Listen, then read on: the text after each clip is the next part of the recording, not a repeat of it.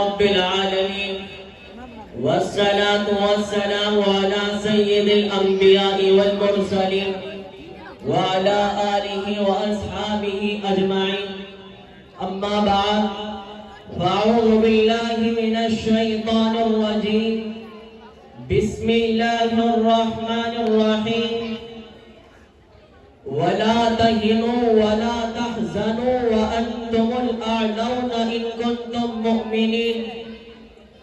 خرد نے کہہ بھی دیا لا الہ تو کیا حاصل خرد نے کہہ بھی دیا لا الہ تو کیا حاصل دل و نگاہ مسلمان نہیں تو کچھ بھی نہیں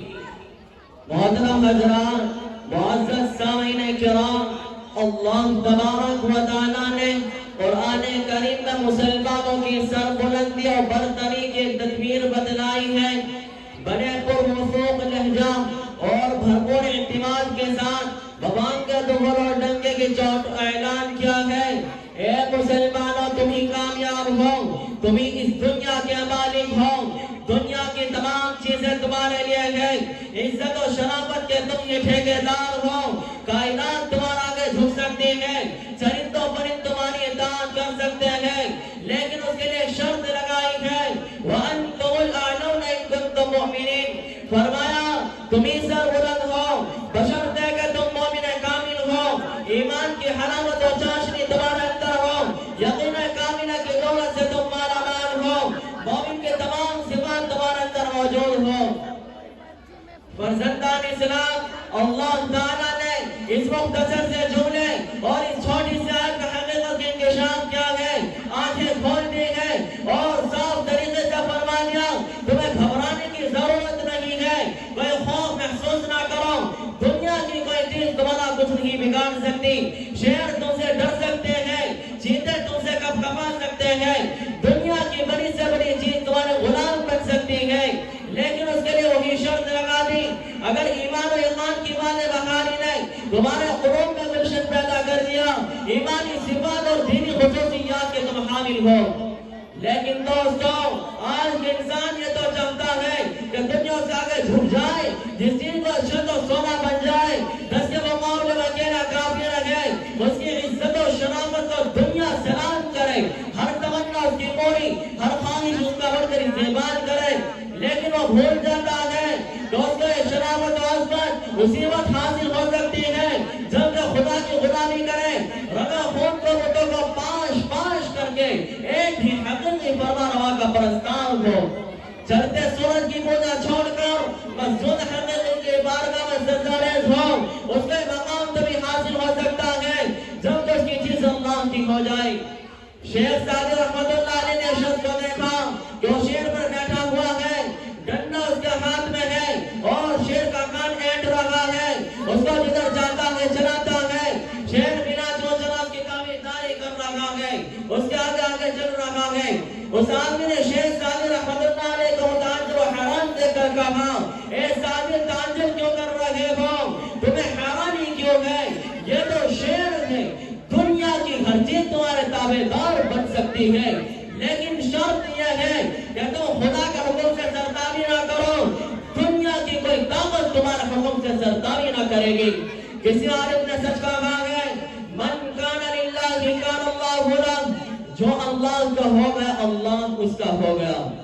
حضرات آج مسلمانوں کی حالت یہ ہو گئی ہے کہ ایمان سے کوسوں دور حقیقی معرفت کے پاس کوئی نام و نشان نہیں ہے نہ اس کا کوئی مقام ہے نہ منصب و ٹھکانہ وہ در در کی ٹھوکریں کھاتا پھر رہا ہے کہ یہ تمام دنیا پر حکومت کرتا تھا آج وہ خود غلام بنا ہوا ہے کہ جو سمندروں میں گھوڑے ڈال دیتا تھا آج وہ خود پانی سے ڈرتا ہے کہ جو ہوا کو موڑ دیتا تھا آج ہوا کے دھبیلے اس کے روح زیبا کو جھلسا دیتے ہیں کہ جو آگ سے صحیح سلامت نکل جایا کرتا تھا آج اس کی حالت یہ ہے ایک ہی چنگار اس کے پورے وجود کو خاکستر کر دیتی ہے کہ جو حاکم تھا آج محکوم ہے کہ جو آقا تھا آج غلام ہے حقیقت یہ ہے کہ فلاقت و نسبتوں سے ہر جہار جانب سے گھیر لیا ہے پریشانی و زم و حالت کی قسمت بن گئی ہے اس کا ایمانی شعلہ سرد بڑھ چکا ہے مولانا حالی نے درد بھرے انداز میں اس کا رونا رویا ہے گھٹا سر پہ ادبار کی چھا رہی ہے، گھٹا سر پہ ادبار کی چھا رہی ہے، فراغت سما اپنا دکھلا رہی ہے، نحوست بسوں پہ منڈلا رہی ہے، چپو راست سے یہ صدا آ رہی ہے کہ کل کون تھے آج کیا ہو گئے تم، ابھی جاگتے تھے ابھی سو گئے تم۔ حاضرین کرام، یہ حقیقت روزہ روشن کی طرح آ گئے کہ آج ہم اپنے ایمان کے لباس و لحاظ نہیں رہا، صرف نام کے مسلمان باقی رہ گئے ہیں، مسلمانوں کی صفات باقی نہیں رہی، وہ جوش، ہمت، جذبہ اطاعت، اخلاص اور الہیت نہیں ہے، کفر ہمارے اوپر حسرہ آ گئے، باطل ہم پر خطہ زد ہے، لیکن ہم ہیں کہ خدا کو فراموش کے بیٹھے ہیں۔ امام رحمت اللہ علیہ نے قوم کو الفاظ میں احساس دلایا ہے، خطہ کفر ہے احساس تجھے ہے کہ نہیں،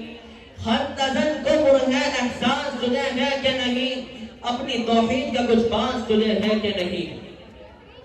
دوستو،